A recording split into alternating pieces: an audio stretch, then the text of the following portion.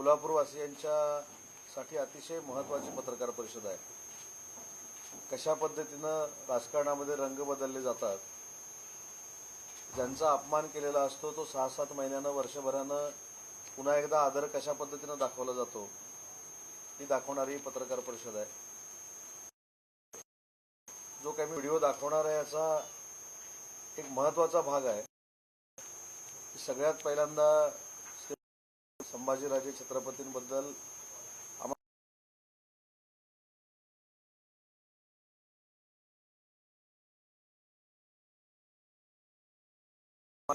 वेळ आलेली होती आणि महाविकास आघाडीमध्ये आम्ही सगळे काम करत होतो। त्यांच्या क्लिपमध्ये देखील आपण ऐकाल की एका मंत्र्याचा फोन आला। ते आजपर्यंत मी सांगितलं नव्हतं की कोण मंत्री, तो स्वतः मी मंत्री होतो।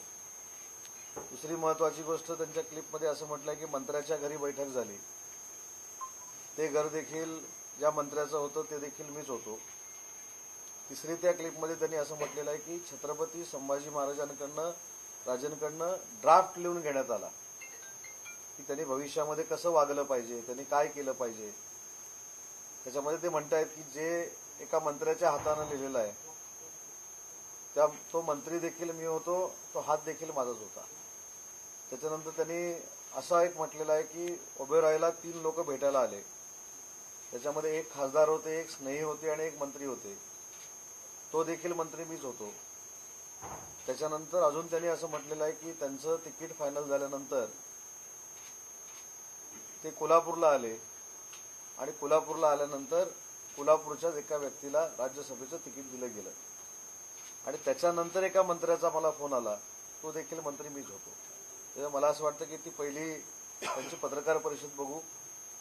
त्याच्यानंतर अतिशय ज्यांना आता आपुलकी छत्रपती घराण्याबद्दल वाटायला लागलेली आहे, त्यांची एक पत्रकार परिषदेची क्लिप आहे। त्यांचं वाक्य आहे श्रीमंत उदयनराजन भोसलेंबद्दलचं, ते आपण ऐकूया आणि मग मी या कागदात नक्की काय आहे ते पुढे मी आपल्याला सांगतो। मला फक्त एवढंच सांगायचं आहे की ज्यांना आता छत्रपती संभाजीराजांचा, शाहू छत्रपतींचा आणि गादीचा अतिशय पुळका आलेला आहे, त्यांच्या संदर्भामध्ये स्वतः संभाजीराजांनी काय म्हटलेलं होतं ते आपण याच्यात बघूया आणि त्याच्यानंतर मी पुढे पत्रकार परिषदेमध्ये अन्य गोष्टी सांगतो।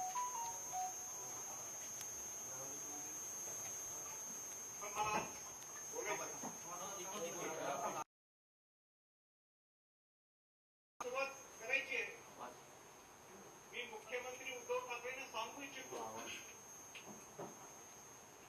आपण कुठल्याही छत्रपती शिवाजी महाराजांचं स्मारक असेल, छत्रपती शिवाजी महाराजांचा पुतळा असेल,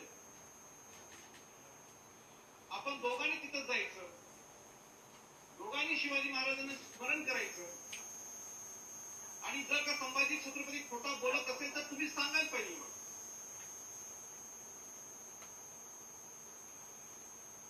आणि जे मी बोलणार आहे ते मला आवडत नाही, परत एकदा मी सांगतो, पण मला बोलावं लागते। इथं आल्यानंतर 2 खासदार मुख्यमंत्रीजींनी माझ्याकडे पाठवले। आमची मीटिंग ओबेरॉयमध्ये झाली आणि त्यांनी दोघांनी सांगितलं मला की त्यांची इच्छा आहे की आपण शिवसेनेत प्रवेश करावा आणि उद्याच्या उद्या तुमची उमेदवारी आम्ही जाहीर करू। पण मी त्यांना स्पष्टपणाने सांगितलं, मी ही इलेक्शन अपक्ष म्हणून लढवणार आहोत, मी शिवसेना प्रवेश करू शकत नाही। त्याच्यानंतर 1-2 दिवसांनी खुद्द मुख्यमंत्र्यांनी मला फोन केला आणि मुख्यमंत्र्यांनी मला निमंत्रित केलं, आपण वर्षावर आलो तर आपण चर्चा करू शकतो। आणि मी सुद्धा लोकशाहीतलं ते मुख्यमंत्री पद हे केंद्रस्थान असते आणि म्हणून मुख्यमंत्री उद्धवजी ठाकरेंना मी भेटायला गेलो। तिथे 3 मुद्दे नुसते डिस्कस झाले। पहिला मुद्दा त्यांनीच सुरू केला आणि त्यांनी मला सांगितलं की आम्हाला छत्रपतींना बाजूला ठेवायचं नाही, छत्रपती आमच्या बरोबर पाहिजे। आणि म्हणून त्यांचा पहिला प्रस्ताव होता की आपण शिवसेनेत प्रवेश करायचा। तर मी मी त्यांना स्पष्टपणाने सांगितलं मी अपक्ष म्हणून इलेक्शन लढवणार आहे. सगळ्या पक्षातल्या लोकांनी मला मदत करावी आणि म्हणून त्या मिनिटालाच मी ते प्रपोजल नाही म्हणून सांगितलं. मग मी त्यांना म्हटलं माझ्याकडे एक प्रस्ताव आहे आणि तो प्रस्ताव म्हणजे शिवसेनेची ही सीट आहे असं ते म्हणतात. तसा त्यांच्याकडे एवढा पूर्ण कोटा नाहीये तरी त्यांच्यातला महाविकास आघाडीची अंडरस्टँडिंग आहे की ही सीट त्यांची आहे. तरी मी त्यांना प्रस्ताव सांगितला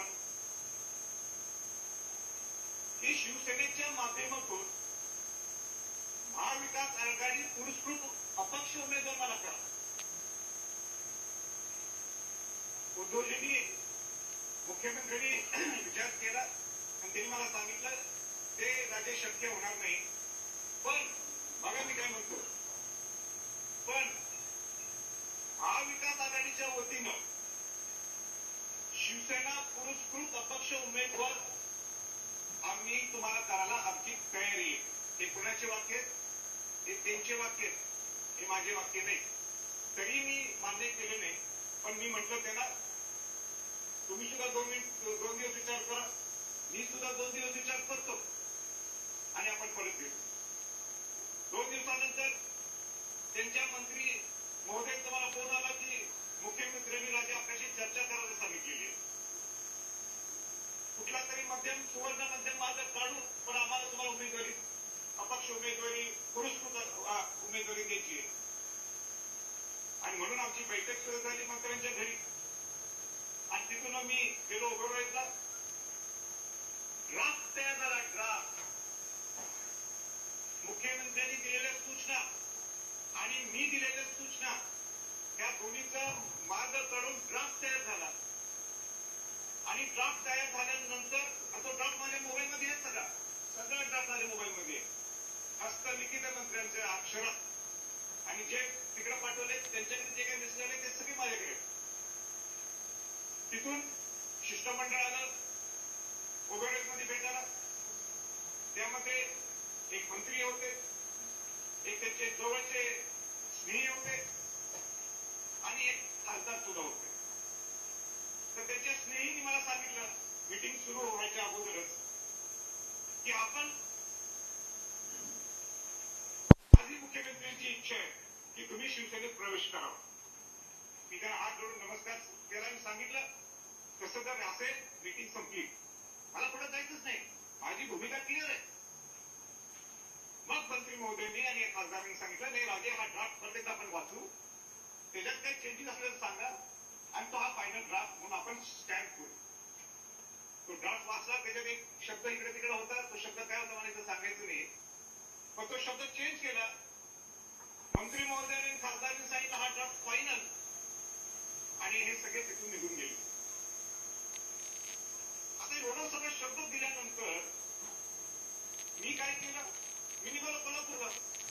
माझे सुद्धा डॉक्युमेंट सगळे तयार करायचे होते. डॉक्युमेंटेशन तयार करायचे केले ते सीए आणि वकिलांची चेक करायचं होतं म्हणून गेलो. पण मला आज बोलायचंय आणि जे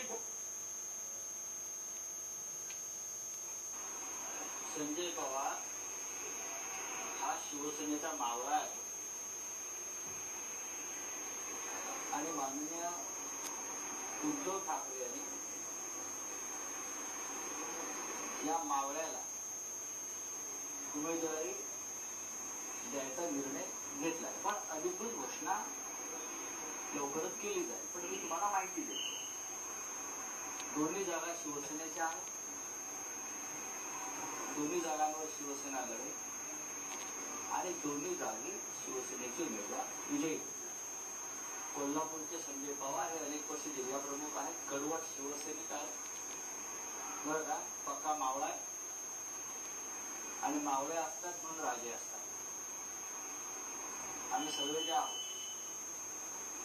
पक्ष नेते असतील किंवा पक्षाचे इतर पदाधिकारी असतील, हे त्या मावळ्यांच्या जोरावरच्या मोहऱ्या.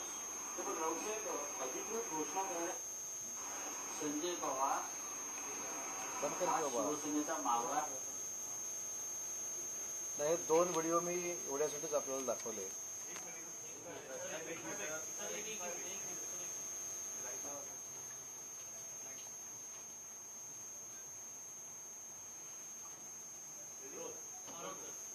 दोन व्हिडिओ मी एवढ्यासाठीच दाखवले. तिसरा देखील माझ्याकडे आहे, पण तो तुम्हाला सगळ्यांना माहिती आहे. त्याच्यामध्ये संजय राऊतांनी असं म्हटलेलं आहे की छत्रपती श्रीमंत उदयनराजे भोसले हे वंशज आहेत, त्याचा पुरावा त्यांनी महाराष्ट्राला द्यावा. हे वक्तव्य आपल्या सगळ्यांना माहीत असेल, ती क्लिप दाखवायची काही आवश्यकता नाही. ह्याच्यामध्ये छत्रपती संभाजीराजांनी जे सांगितले की ड्राफ्ट बनवला गेला आणि त्याच्यातले काही शब्द मी आपल्याला सांगू शकत नाही, ते मी तुम्हाला आज सांगणार आहे. त्या ड्राफ्टमध्ये माझ्याकडनं असं लिहून घेण्यात आलेलं होतं की ज्यावेळी राज्यसभेची खासदारकी ही छत्रपती संभाजीराजांना दिली जाईल, त्यावेळी ते एक शिवसैनिक म्हणून ग्रामपंचायतीच्या निवडणुकीपासून खासदारकीच्या निवडणुकीपर्यंत शिवसेना पक्षाचा प्रचार करतील. दुसरा मुद्दा त्याच्यातला असा होता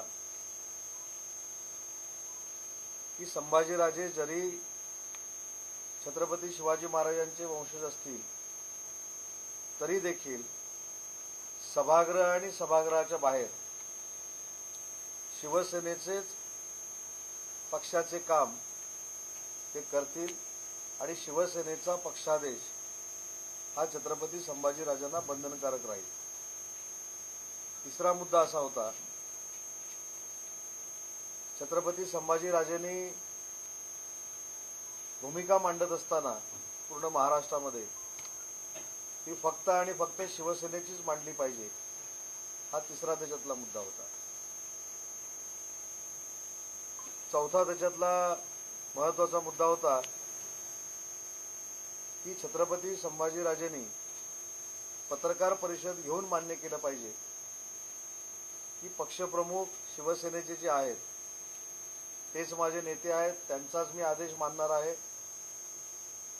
आणि या सगळ्या कंडिशन नंतर जे आता संभाजीराजे म्हणाले की मी काही बदल करायला सांगितले, त्यातला महत्वाचा बदल हा होता की कुठच्याही पक्षामध्ये जरी काम करण्याचा निर्णय मी घेईन किंवा न घेईन हा माझा वैयक्तिक प्रश्न आहे, परंतु मी छत्रपती शिवाजी महाराजांचा वंशज असल्यामुळं ग्रामपंचायतीच्या स्तरापासून खासदारकीच्या स्तरापर्यंत प्रचाराचे मुद्दे पक्षाचे मांडणं हे माझ्या दृष्टीनं योग्य ठरणार नाही. परंतु महाविकास आघाडीचं म्हणून जर मला पुरस्कृत करत असाल तर छत्रपती शिवाजी महाराजांचा विचार हा तळागाळापर्यंत पोहोचवण्याचा मी प्रयत्न करेन. महाराष्ट्रातल्या गडकिल्ल्यांचं जे संवर्धन आहे ते करण्याचा मी प्रयत्न करेन. आणि हा सगळा मी ड्राफ्ट लिहित असताना मला समोरून फोन यायचा, मी ते हाताने लिहायचो, छत्रपती संभाजीराजांना दाखवायचो. याच्यानंतर शेवटी छत्रपती संभाजीराजांनी असं सांगितलं की राज्यसभेची निवडणूक आहे, मला तिकीट मिळणं आवश्यक आहे किंवा नाही हा नंतरचा प्रश्न आहे, पण माझ्यासारख्या व्यक्तीची ज्या पद्धतीनं तुम्ही अवहेलना करताय ती मला मान्य नाही. त्याच्यामुळे तुम्हाला मला जर तिकीट द्यायचं असेल तर ज्या ठिकाणी मी राहिला आहे त्या ठिकाणी तुम्ही यावं. आणि छत्रपती संभाजीराजे माझ्या घरातून उठून निघून गेले, शासकीय बंगल्यातून. त्याच्यानंतर परत मला फोन आला की काही करून त्यांचा शिवसेनेमध्ये प्रवेश करून घेतलाच पाहिजे. छत्रपती संभाजीराजे छत्रपतींच्या वंशातले असल्यामुळं ते शिवसेनेमध्ये असले पाहिजेत. आणि असं वाक्य होतं, एखादा जरी छत्रपती आपल्या पक्षात पाहिजे. म्हणून मी जे संभाजीराजे म्हणालेत की एक मंत्री होते, मी स्नेही म्हणालेत ते मिलिंद नार्वेकर, आणि एक खासदार म्हणाले ते खासदार अनिल देसाई, ते आम्ही ओबेरॉय हॉटेलला गेलो. ओबेरॉय हॉटेलला गेल्यानंतर डायरेक्ट, मला ही कल्पना देखील नव्हती, डायरेक्ट असं सांगण्यात आलं की तुम्हाला जर राज्यसभेचं तिकीट पाहिजे असेल तर या ड्राफ्टवर तुम्ही लिहिलं पाहिजे की तुम्ही शिवसेनेमध्ये प्रवेश करताय, शिवसेनेची ध्येय धोरणं तुम्हाला पटलेली आहेत आणि शिवसेनेच्या पक्षाची पावती तुम्ही फाडणार आहे. हा मला देखील धक्का होता आणि संभाजीराजांना देखील धक्का होता. आणि तिथं जी एक चर्चा झाली ती आपल्या दृष्टीनं अतिशय सगळ्यांच्या महत्वाची आहे. छत्रपती संभाजीराजेंनी खासदार अनिल देसाईंना विचारलं की राज्यसभेची उमेदवारी ही मी घ्यावी म्हणून सगळ्यात दिल्लीला पहिल्यांदा मला कोण भेटलं. त्याच्यावर खासदार अनिल देसाईंनी सांगितलं की मी स्वतः भेटलो. स्वतः भेटल्यानंतर तुम्हाला विनंती केली. विनंती केल्यानंतर पक्षप्रमुखांना भेटण्याचा निर्णय झाला, ज्याचा उल्लेख संभाजीराजेंनी त्या ठिकाणी केलाय. तिथे देखील संभाजीराजेंना पक्षामध्ये प्रवेश करण्याची ऑफर देण्यात आली. दुसरी जी आपण क्लिप बघितलेली आहे, व्हिडिओ बघितलेला आहे, त्याच्यामध्ये तर पूर्ण घराण्याचा अपमान केलेला आहे. या गादीबद्दल ज्यांना आता पुळका आलाय, ज्या पद्धतीनं समोरचे अपमान करतायत म्हणून पत्रकार परिषद आपल्याकडे घेत आहेत, त्यांचं वाक्य काय? छत्रपती श्रीमंत उदयनराजे भोसले हे छत्रपती घराण्याचे आहेत, वंशज, हा पुरावा त्यांनी द्यावा. म्हणजे किती सरड्यासारखे रंग बदलत आहेत हे कोल्हापूरवासियांनी देखील समजून घेतलं पाहिजे. आणि ज्या छत्रपती संभाजीराजांचा अपमान याच लोकांनी केला, तेच आज महाविकास आघाडीचे नेते कोल्हापूरमध्ये येऊन त्या संपूर्ण गादीचा आम्हाला अभिमान आहे, त्या संपूर्ण गादीचा आम्हाला म्हणजे आम्ही त्याचा मान राखतो, हे पत्रकार परिषद घेऊन भाषणामध्ये बोलायला लागलेले आहे. आणि सगळ्यात दुर्दैवाची बाब होती की ज्या पद्धतीनं ड्राफ्ट लिहिला जात होता, 3 तास मी लिहित होतो. 3 तास मी कॉलेजमधनं बाहेर पडल्यानंतर सगळ्यात जास्त मी लिहिलेलं असेल तर त्यावेळी लिहिलं असेल, इतकं लिहिलं. आणि त्याच्यामध्ये जे डायलॉग चाललेले होते, माझ्या फोनवर फोन यायचा, मला सांगितलं जायचं स्पीकर फोनवर फोन टाक म्हणून सांगायचं, छत्रपतीने ते ऐकलं पाहिजे म्हणून सांगायचे. त्याच्यानंतर मला बाजूला येऊन अजून काय ड्राफ्टमध्ये ऍड केलं पाहिजे हे सांगायचे. आणि त्याच्यातला सगळ्यात महत्वाचा मुद्दा संभाजीराजे बोललेत की ड्राफ्ट तयार झाल्यानंतर त्याच्यावर शिक्का मारून ते नोटरी करावं, असं देखील त्यांचं म्हणणं होतं. मग ज्या छत्रपती संभाजीराजांकडनं ॲफिडेव्हिट करून मी ग्रामपंचायतीपासून खासदारकीचा प्रचार हा त्यावेळच्या शिवसेनेचा आम्ही करणार आहोत असे सांगणारे आज गादीचा मान दाखवत आहेत. मला असं वाटतं की ह्या दुटप्पी भूमिकेची पूर्ण दखल कोल्हापूरवासियांनी घ्यावी. आणि ज्या पद्धतीनं प्रचाराची दिशा महाविकास आघाडीनं बदललेली आहे, त्याचा विचार देखील कोल्हापूरवासियांनी केला पाहिजे, ही माझी कळकळीची विनंती आहे. ज्या पद्धतीनं कोल्हापूरचं राजकारण एका वेगळ्या ट्रॅकवर नेऊन ठेवण्याचा प्रयत्न काही लोक करतायत, म्हणजे काही लोकांनी तर काठीनं मारतो म्हणून पण सांगितलंय. यायला मला त्याच्यासाठी पण उशीर झाला की कोण कुठं काठी घेऊन उभे आहेत का कोल्हापूरमध्ये, तर बघत बघत बघत पुढे आलो. तर त्याच्यामुळे काठीनं आम्ही मारणार आहोत, आमची सत्ता आहे, आम्ही पाहिजे ते करू शकतो, कोल्हापूरवासी आमचेच आहेत. मला असं वाटतं की महाराष्ट्रातल्या कुठच्याही मतदाराला गृहीत धरून उपयोगाचं नाही. आणि म्हणून कोल्हापूरवासियांना मी विनंती करणार आहे की ज्यांनी ऑलरेडी त्या गादीचा अपमान केलेला आहे, ऑलरेडी छत्रपती घराण्याचा अपमान केलेला आहे, ऑलरेडी श्रीमंत उदयनराजे भोसलेंचा अपमान केलेला आहे, या सगळ्याचा विचार घेऊन आपण मतदानामध्ये त्याची प्रतिबिंब दाखवणार आहेत की नाही हेच सांगण्यासाठी मी हे 2 व्हिडिओ दाखवले. अजूनही ड्राफ्टची अजून कॉपी जी आहे ती माझ्याकडे देखील आहे, कारण माझ्या हस्ताक्षरातली ती आहे.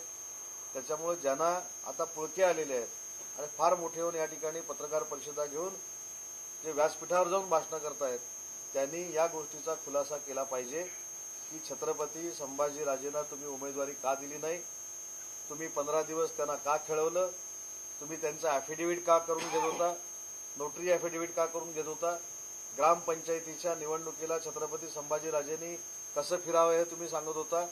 आणि त्यावेळी छत्रपती संभाजीराजे एक पक्ष स्थापन करण्याच्या मनस्थितीमध्ये होते. तो त्यांनी पक्ष स्थापन करू नये, आणि तो जर पक्ष तुम्ही स्थापन केला तर आम्ही तुम्हाला राज्यसभेची उमेदवारी देणार नाही, अशा पद्धतीची चर्चा देखील त्या ठिकाणी झालेली होती. आणि म्हणून ज्यांनी ऑलरेडी गादीचा अपमान केलेला आहे, ज्यांनी ऑलरेडी छत्रपती संभाजीराजांची अवहेलना केलेली आहे, त्यांनी गादीचा पुळका आल्यासारखं वागू नये, हे माझं स्पष्ट मत आहे.